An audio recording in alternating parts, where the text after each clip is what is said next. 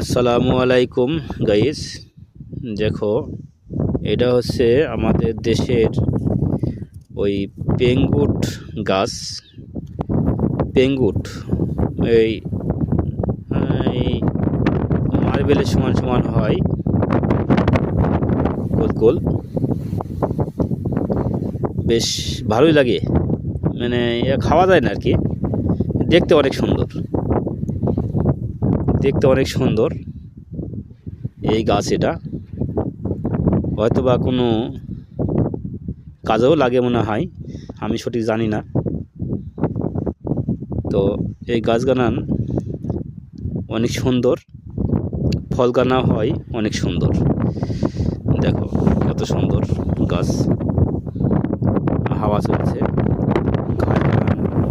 বাতাসে তুলছে, অনেক সুন্দরই লাগছে।